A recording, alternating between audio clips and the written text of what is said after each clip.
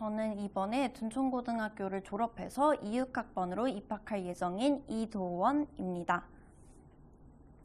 저는 동국대학교 한의학과를 교과 전형으로 합격하였고 또 카이스트 반도체 시스템 공학과를 서류 전형으로 합격하였습니다.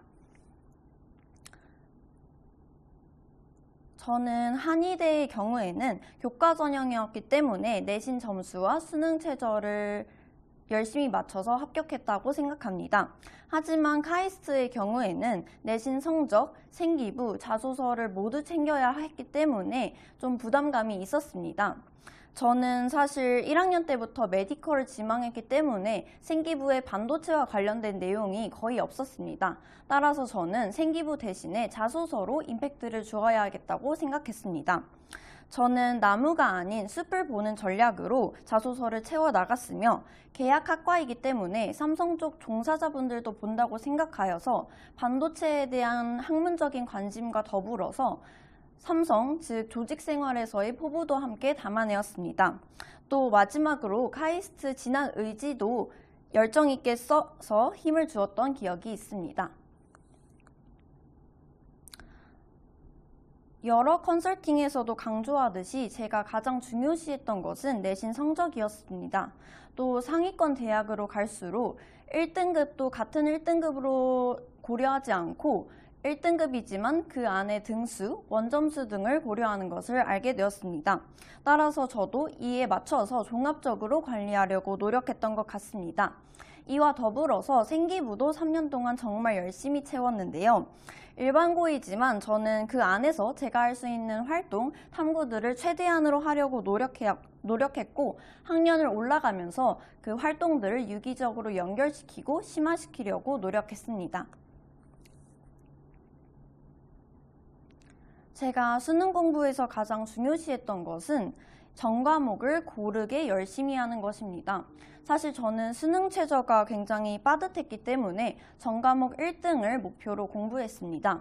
하지만 수능이라는 시험은 그날의 컨디션에 따라서 좌우되는 것이 많기 때문에 저는 그냥 단순한 1등급이 아니라 그 1등급을 넘어서 100분위까지 신경 써서 높은 1등급을 받으려고 노력했던 것 같습니다.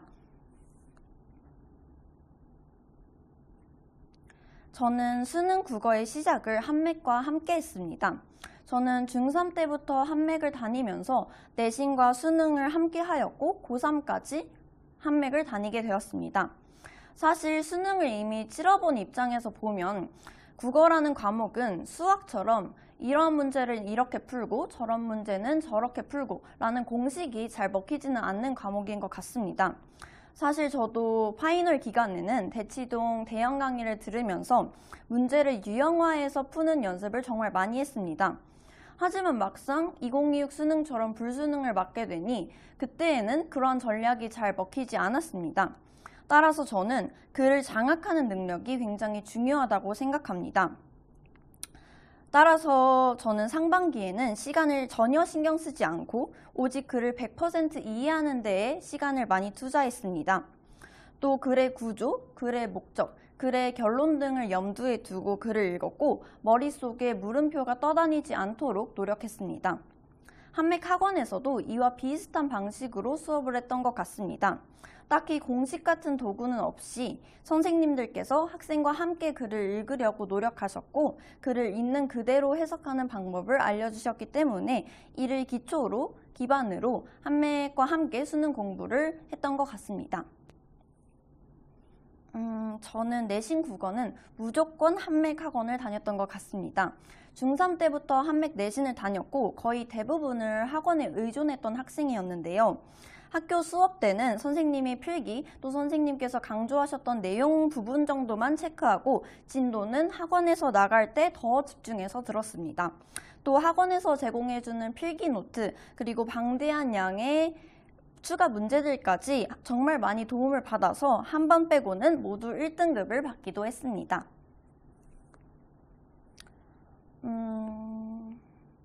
저는 크게 두 선생님 정도를 언급하고 싶습니다. 먼저 권성준 선생님입니다. 저는 권성준 선생님과 고2, 고3 정규 수업을 하고 또 고3 때는 내신 수업을 받았는데요.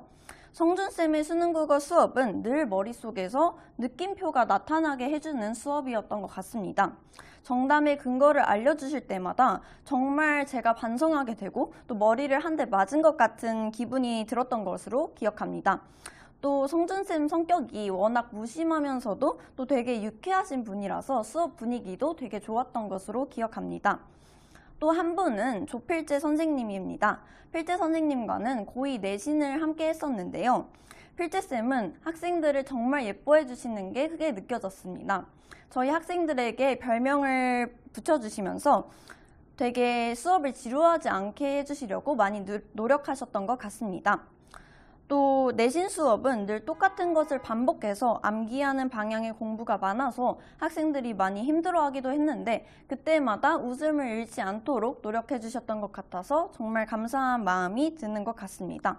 이 밖에도 김나영 선생님, 또 백창렬 선생님 등 한맥학원 선생님들은 수업을 더 이상 듣지 않아도 계속해서 저에게 연락해 주시고 또 응원해 주시고 따뜻하게 맞아주셔서 정말 감사했던 기억이 있습니다.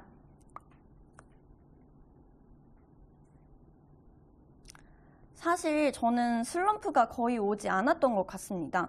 물론 정말 많이 공부하고 공부량이 많아서 지칠 때도 많았고 진짜 내가 이렇게까지 공부를 해야 하나 싶을 때도 있었지만 사실 그런 생각은 잠을 자고 다음 날이 되면 잦아들었습니다. 지금 제가 왜 그랬나 생각을 한번 해보면 제가 슬럼프가 별로 없었던 이유는 슬럼프가 오면 그래서 어쩔 건데? 라는 생각이 있었기 때문입니다. 아닐 수도 있지만 대부분의 학생들은 슬럼프가 온 다음에 기나긴 휴식 또 성찰을 거쳐서 그것을 극복하는 것 같습니다.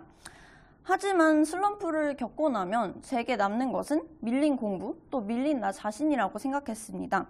저에게는 도달하고 싶은 목표가 있었고 힘든 것은 나뿐만이 아니고 수많은 사람들이 정말 상상할 수 없을 정도로 저보다 열심히 한다는 것을 알고 있었기 때문에 저는 나약한 생각을 하지 않으려고 노력했고 끝까지 정진해야겠다고 생각했습니다. 하지만 저도 힘들 때가 있었기 때문에 그럴 때에는 잠을 자는 방법을 택했던 것 같습니다.